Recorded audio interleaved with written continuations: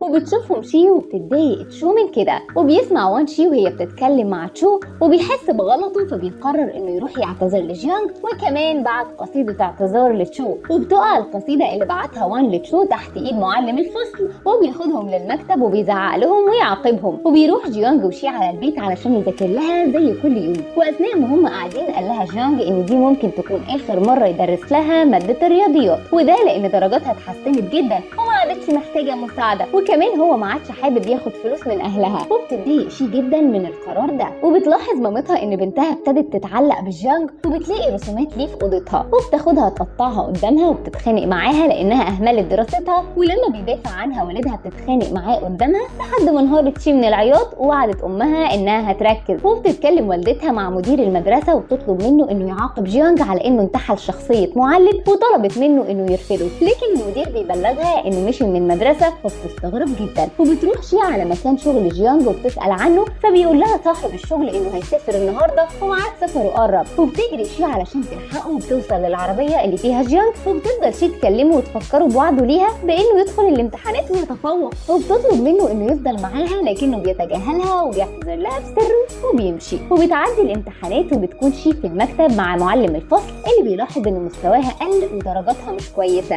فبيطمن عليها وبيبلغها انها لازم تركز علشان تقدر توصل للكليه. وبينتهي العام الدراسي وبتكون شي في حفله مع زمايلها في الفصل، وبتخلص الحفله وبتروح شي وهي تعبانه جدا وبتقع وهي ماشيه، وفجاه بيظهر جيانج وبيسندها لكنها بتفتكره خيال. وبتصحى شي من النوم وما بتكونش عارفه اللي حصل امبارح ده حقيقه ولا هي كانت بتحلم. وبيجي يوم اعلان النتيجه وبيبقوا كلهم متوترين جدا، لكن مجرد ما بتظهر بيفرحوا وبيحتفلوا كلهم بالنتائج بتاعتهم، وبيبداوا يجهزوا نفسهم لدخول الجامعه. وبتوصل شي وزمايلها على الجامعه، وهناك بيشوفها طالب من اتحاد الجامعه وبيعجب بيها، وبيحاول انه يتكلم معاها ويعرض عليها انه يوصلها للسكن، لكنها بترفض وبتتخانق معاه. وبتجهز شي وصديقتها تشو علشان يحضروا حفل استقبال الطلاب الجدد، وبيروحوا للحفل لكن تشو بتستأذن انها تروح للحمام بسرعه وهتبقى تلحقها على الحفله، وبتمشي وبتسيب شي لوحدها. فبيظهر الطالب اللي بيضايقها ده تاني، لكن شي بترفض وبتصده وبتقوله انها مرتبطه. وفجاه بيظهر جيانج وبيحاول يتكلم مع شي لكنها بترفض تسمع له وبتسيبه وتمشي. وبتروح على الحفله وبتجهز علشان تقدم فقرتها، وبيكون جيانج واقف بيراقبها من بعيد. وبعد الحفله بتكون شي ماشيه وبيلحقها جيانج علشان يحاول يتكلم معاها لكنها بترفض، وبتقول له انه اناني لانه مشي ورفض يرد عليها، وان الاصدقاء ما بيعملوش كده. وبيحاول جيانج يفهمها انه كان بيواجه مشاكل مع عيلته وانه تعب كتير علشان يدخل الكليه زي ما وعدها، لكنها بتفضل متضايقه وبتسيبه وتمشي. وبيتقابل جيانج مع شي واللي بتكون قلقانه عليه جدا لما بتعرف انه وقع في مشكله، وبيعتذر لها جيانج تاني انه مشي وسابها وانه كان لازم يتكلم معاها، وبتسامحه شي وبيرجعوا اصحاب من تاني. وبيقول لها انه كان موجود معاها في احتفاليه التخرج فعلا. وبيقرر جيانج انه يسيب بيت جين ويرجع لسكن الجامعه، وبيطمن جيانج على اخبار جين وبيساله عمل ايه مع البنت اللي بيحبها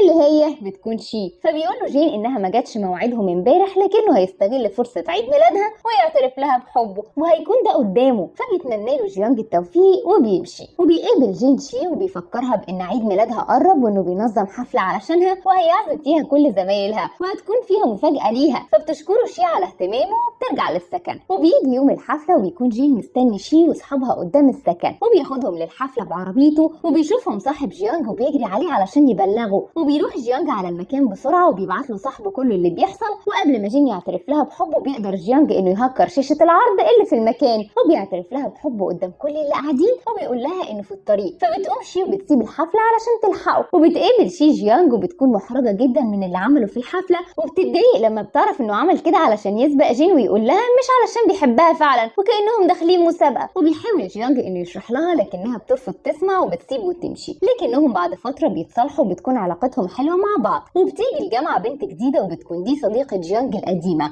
وبتقابلوا وبياخدها وبيخرجوا سوا، وبتشوفهم شي بالصدفه وبتتضايق جدا وما بيعرفش جيانج هي متضايقه ليه. وبيطلعوا رحله تبع الجامعه وبتكون شي متجاهله طول الوقت وما بتردش عليه. وبيتفاجئ جيانج ان صديقته موجوده في الرحله وبتهزر معاه قدام شي وبتتضايق اكتر. وبيتكلم جيانج مع تشو وبيسالها عن شي وعن ليه هي متضايقه ومتجاهله طول الوقت، فبتقول له تشو انه واخد علشان اعترف بحبه لشي، وتاني يوم خرج مع بنت تانية وان شي شافته علشان كده هي متضايقه منه. وبيروح جيانج علشان يتكلم مع شي ويفهمها انه بيحبها لها هي، وان البنت دي مجرد صديقه قديمه ليه، وانهم كانوا جيران وهم صغيرين مش اكتر. فبتتفهم شي الموضوع وبيتصالحوا، ولما بيرجعوا بيروحوا يتفرجوا على السكن الجديد اللي اتنقلت له شي، وبيكون حلو وعاجبهم جدا. وبيقول لها جيانج انه خايف عليها تقعد لوحدها وعاوز يسكن معاها، لكنها بتقول له انه ما ينفعش وهم لسه في اول سنه في الجامعه، لكن ممكن تفكر لما يبقوا في اخر سنه انه يسكن معاها. وبتسيبه وتدخل تنام، وبتسيبه يخلص اللي هو بيعمله. وبتصحى تاني يوم وبتلاقيه سايب لها رساله انها تساعده بانها توصل المشروع اللي كان مطلوب منه الجامعه، لان عنده مشوار مهم. وبتروح توديه للدكتور وبيقول لها ان في مسابقه مهمه للبرمجه وانه عاوز جيانج يشترك فيها لانه شاطر جدا وعايزها تكلمه. وبنروح لتشو صاحبه شي وهي في السكن، وبتكون معجبه بوان وبتحاول تتقرب له، لكنه مش مهتم بيها خالص وبيتجاهلها وبيمشي. لكن بتحاول تسمع كلامه على مزاجها وبتفتكر ان هو كمان معجب بيها. وتاني يوم بتروح تشو هي متحمسه جدا وبتحكي لشي عن الحوار اللي دار بينها وبين وان، وبتكون شايفه انه معجب بيها. لكن شي بتحاول تفوقها وتقول لها انه كلامه مش معناه انه بيحبها خالص، لكنها ما بتقتنعش. وبعدها بتكلم شي ابن عمها وان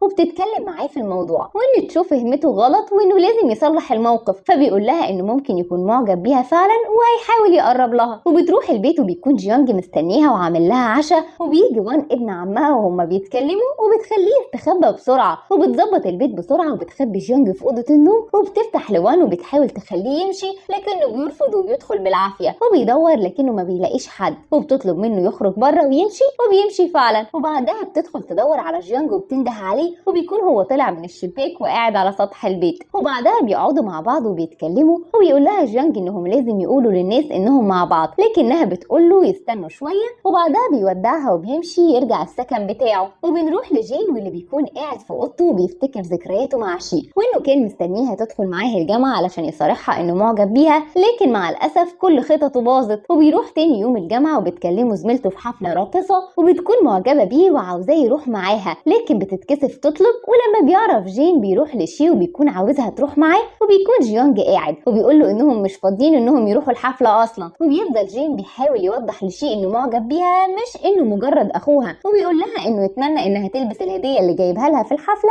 وبيمشي. وبيجي بعدها جيانج وبتساله شي اذا هيروح الحفله، لكنه بيقول لها انه مش هيروح وبيمشي. وبيجي يوم الحفله وبيكون جين جاهز ورايح ياخد شي من السكن، لكنها بتنزل له معاها هديته وبتقول له انها مش هتقدر تروح الحفله معاه، علشان كده هترجع له الهديه بتاعته. وبتعتذر له وبتقول له انها بتحب جيانج وانه هيفضل بالنسبه لها اخوها الكبير وبس، وبتعتذر له وبتطلع. وبالليل في الحفله بتروح تشو صاحبتها وبتلاقي ان وان رايح الحفله مع بنت تانية ومديها هديه، وبتتصدم انه طلع مش معجب بيها زي ما كانت فاكره. وبيشوفها جو صاحب جيانج وبيطلب منها انها تكمل الحفله معاه، وبتوافق. وبيتضايق وان لما بيشوفها راحت معاه رغم انه ما بيحبهاش. وبنروح لشيو اللي بتقرر انها تروح لجيانج السكن بتاعه بعد ما كان غيران انها رايحه الحفله مع جين، وبيكون زعلان منها وبتروح له وبيكون مشغول جدا في البرمجه. وبتتكلم معاه وبتقول له انها ما راحتش الحفله، وقالت لجين انهم مع بعض وبيتصالحوا. وهم مع بعض بيجي فجاه وان وبيقول لشي تكلم صاحبتها وتقول لها انه اسف وعاوز يتكلم معاها، وبيكون متوتر ومتضايق انها راحت مع حد تاني، ومتزعق له شي علشان عزم حد تاني يروح معاه الحفله من الاول. وبيقول لها وان انهم لو ما ساعدوهوش يلاقيها هيقول لمامة شي انها بتحب جيانج وبيساعدوه غصب عنهم. وبنروح لوان واللي بيلاقي تشو في مكان المسابقه وبيحاول يتكلم معاها، لكن جو ما بيديلوش فرصه يتكلم معاها وبيمشي وان وهو متضايق جدا. وتاني يوم بتكون مسابقه البرمجه وبيكونوا بيستعدوا، وبتكون شي متوتره جدا وخايفه تخسر فريق جيانج، وبيحاول يطمنها. وبيكون المنافس بتاعه هو جين، وبيكون في رجل اعمال حاضر المسابقه وبيروح يعرض شغل على جيانج وبيرفض. فبيروح رجل الاعمال لجين وبيطلب منه انه يكسب فريق جيانج وهو يشغله معاه في شركته. وبتبتدي المسابقه وبيبداوا اول جوله ليهم، وبعدها كل الجولات لحد ما الوقت بيخلص وبيقعدوا يستنوا النتيجه النهائيه. وبعدها بيجي وقت اعلان النتيجه وبيكون الكل متوتر جدا ومستني النتيجه.